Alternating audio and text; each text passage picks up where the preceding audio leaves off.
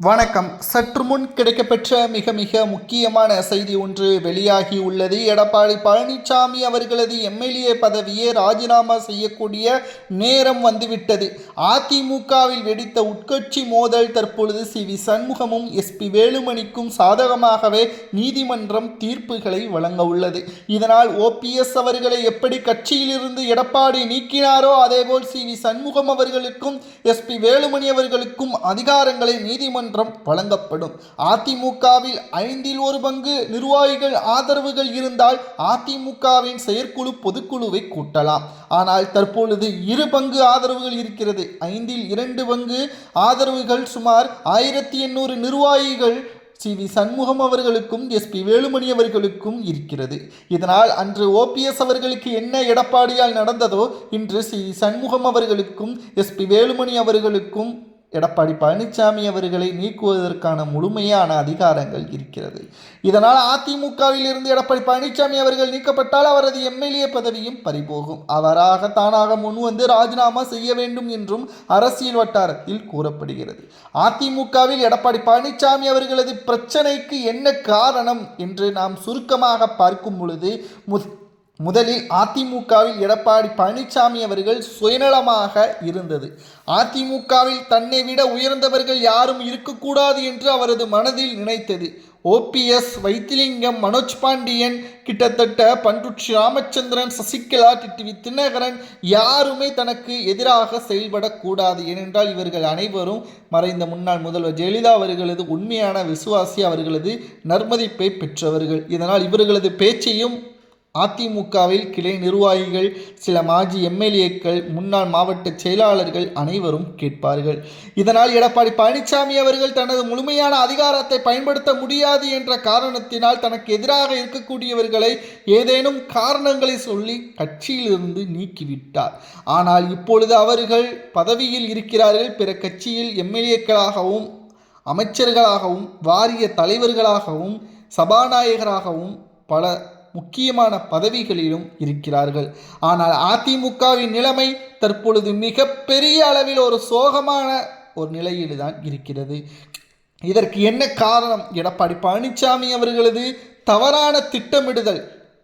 சரியான திட்டமிடுதலை அதிமுகவின் நிர்வாகிகள் கூறிய போதிலும் கூட அதை ஏற்றுக்கொள்ளாமல் தான் எடுக்கக்கூடிய முடிவுகளை இறுதியானது என்று அதிமுகவில் கடந்த 11 தேர்தல்களில் தோல்வியை தழுவிய பிறகும் கூட இன்னமும் பிரச்சனைகளுக்கு எடப்பாடி பழனிசாமி அவர்களே வழிவகுத்து கொண்டு இருக்கின்றார்.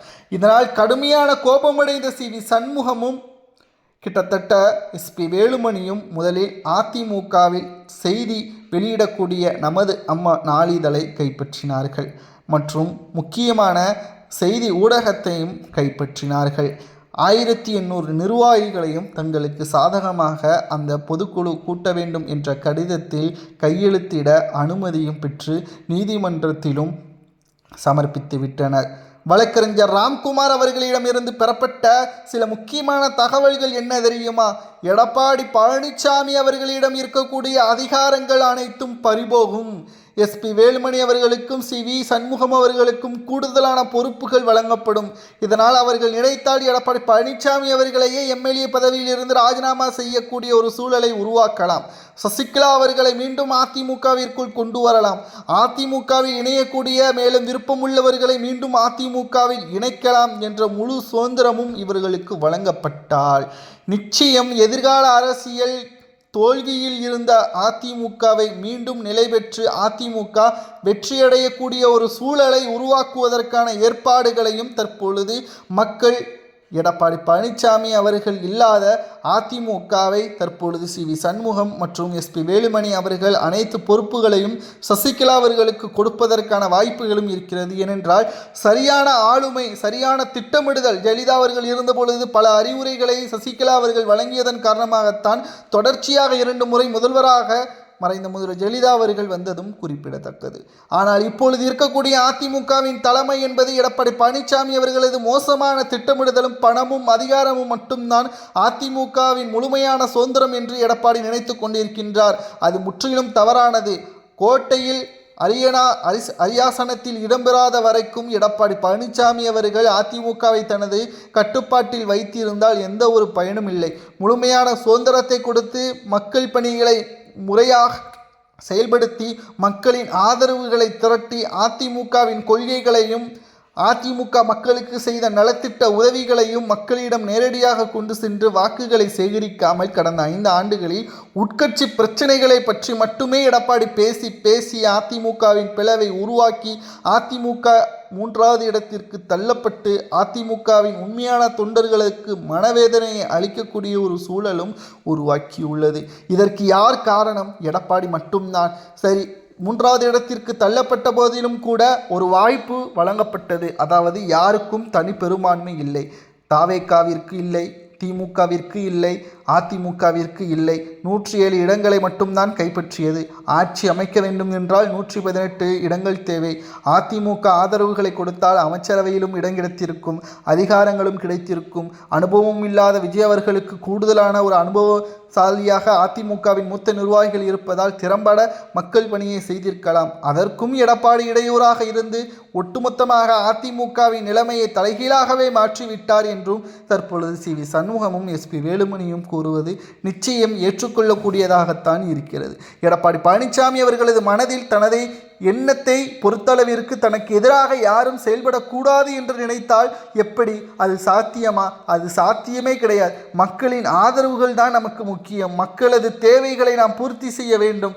மக்களது மனதில் என்ன இருக்கிறது என்பதை புரிந்து கொண்டு அதுபடிதான் நாம் செயல்பட வேண்டுமே தவிர மக்களுக்கு எதிராக நாம் ஒருபோதும் களம் காணக்கூடாது என்பதுதான் எஸ்.பி. வேலுமணிக்கும் சி.வி. சண்முகம் அவர்களும் நினைக்கிறார்கள். தற்பொழுது வழக்கறிஞர் ராம்குமார் அவர்களை பொறுத்தளவிற்கு இந்த மாத இறுதிக்குள் வழக்குகள் நிச்சயம் எடப்பாடிக்கு எதிராக வந்தால் நிச்சயமாக சி.வி. சண்முகமும் எஸ்.பி. வேலுமணியும் எடப்பாடியின் எம்எல்ஏ பதவியை கூட ராஜினாமா செய்வதற்கான ஏற்பாடுகளை செய்ய தயாராக இருக்கிறார்கள். அவர்களது நோக்கம் என்ன தெரியுமா? அதிமுகவை பிளவுபடுத்த வேண்டும், அதிமுகவை கைப்பற்ற வேண்டும் என்பதெல்லாம் கிடையாது. சசிகலா அவர்களை அதிமுகவில் இணைத்து திறம்பட செயல்படுங்கள். தென் மாவட்டங்களில் நாம் ஏன் தோல்வியை தழுவினோம்? முக்குளத்தோர் சமுதாய வாக்குகளை நாம் ஏன் இழந்தோம்? குறிப்பிட்ட சமுதாய வாக்குகளை நாம் பெற முடியாத வகையில் ஏன் நாம் இருக்கிறோம்? அதிமுக என்பது சாதி சமய அப்பாற்பட்ட ஒரு கட்சி, மக்களுக்கான சேவைக்கான கட்சி. பேரியக்கமாக ஜெயலலிதா அவர்கள் நமக்கு ஒப்படைத்தார். ஆனால் தற்பொழுது என்ன இருக்கிறது? அதிமுகவில் பிரச்சனைகள் மட்டும்தான் இருக்கிறது என்று மனரீதியான ஒரு அழுத்தத்துடன் சி.வி. சண்முகம் அவர்களும் கூறியுள்ளார். தற்பொழுது அதிமுகவில் அதிகார படைகளுடன் நாங்கள் செயல்படுவதற்கு விருப்பமில்லை. ஆனால் எடப்பாடி பழனிசாமி அவர்களது சுயநலத்திற்காக இப்பேற்பட்ட ஒரு நிலைமையை உருவாக்கியது ஏன்? 3வது இடத்திற்கு தள்ளப்பட்டது எடப்பாடியின் ஒட்டுமொத்தமான விருப்பமே தவிர எங்களது விருப்பம் இல்லை.